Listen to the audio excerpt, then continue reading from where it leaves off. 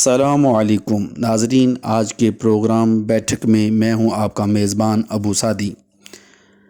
ناظرین، کیا ناموس رسالت کی خاطر نکلنا ضروری تھا یا کرسی بچانے کے لیے نکلنا ضروری ہے؟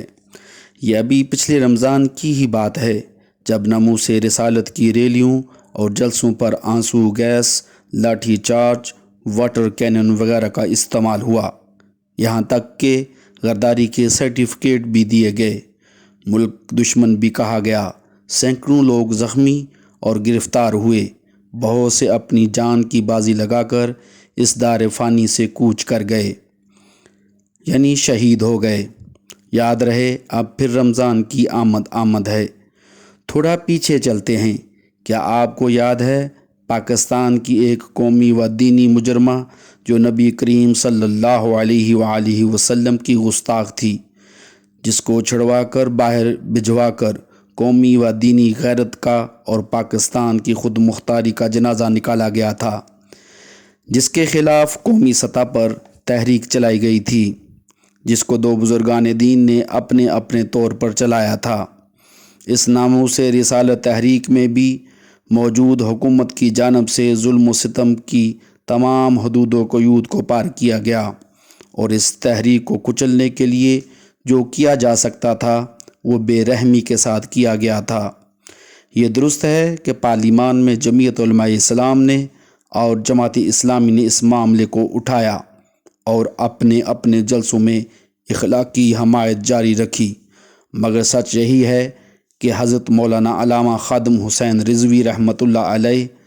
اور حضرت مولانا سمیع الحق شہید رحمۃ اللہ علیہ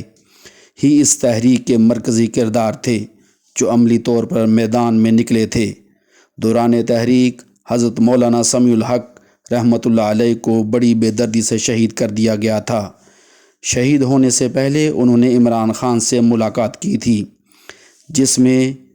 انہوں نے آسیہ مالونہ کو چھوڑنے سے روکا تھا، مگر عمران خان ویسٹرن انٹرسٹ حاصل کرنے اور اپنا سافٹ امیج بنانے کے لیے ہر قیمت پر چھوڑنا چاہتا تھا۔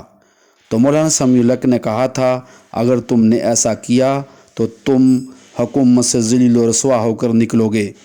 اور پھر قومی و دینی مجرمہ کو چھوڑنے اور حضرت مولانا سمیع الحق کی شہادت کے بعد یہ شخص یورپ سے داد وصول کرنے چلا گیا۔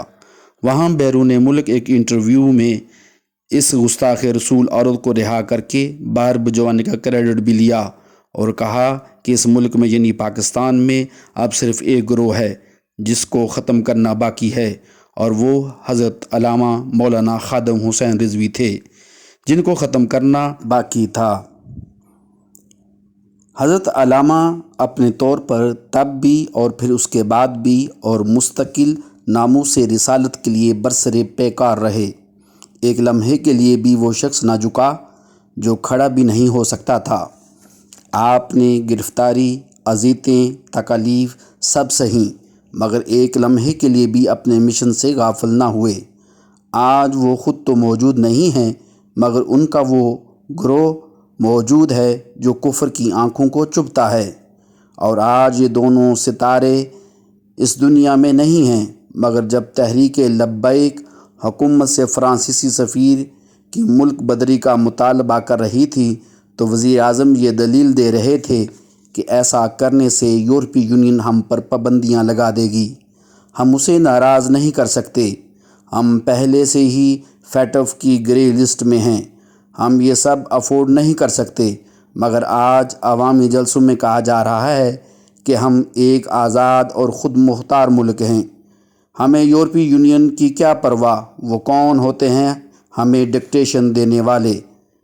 بس یہاں سے حکومتی ترجیحات کا اندازہ لگا لیں کہ اس وقت معاملہ حضور صلی اللہ علیہ وآلہ وسلم کی ناموس کا تھا